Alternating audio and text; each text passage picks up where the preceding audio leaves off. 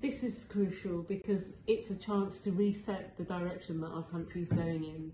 Under Boris Johnson, we're heading to a very hard Brexit, even harder than Theresa May's Brexit. It takes out all the level playing field, the common standards that we used to have on things like the environment, protections for workers, for consumers, and it's a free trade deal. It basically hands over our beloved NHS to Donald Trump and his American insurance firms.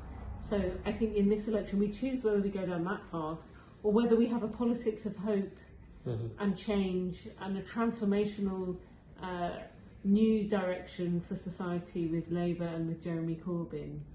Boris Johnson is unprecedented as the first Prime Minister who's deliberately fanned the flames of racial hatred with his comments about Muslim women looking like letterboxes and bank robbers.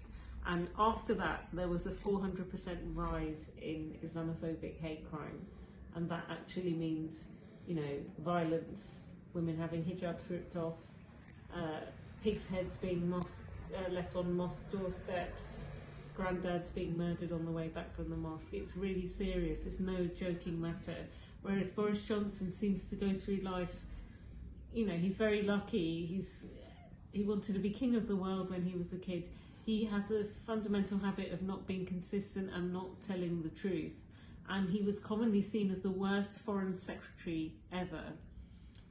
Some of his decisions made things worse. For example, for Nasreen Zaghari Ratcliffe, he doubled her sentence by getting the facts wrong about what she was doing in Iran. So, I mean, he's someone who will do anything, say anything, just to advance his career. So this was called as a Brexit election, but I think Boris Johnson will find, as Theresa May did, that people also consider other issues like the National Health Service, the fall in numbers of police, our schools and the savage cuts they faced. However, on Brexit, I think Labour actually has the best policy because you can either go down the Tory path of hard Brexit or you can go down the Lib Dem path to completely revoke Article 50. That is like ignoring that 2016 ever happened.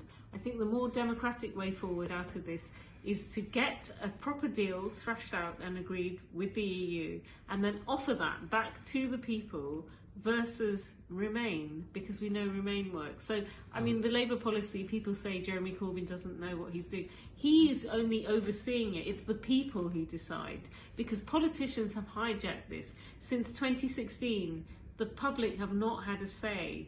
And I think, you know, politicians have made a mess of this, so it's time for the people to decide.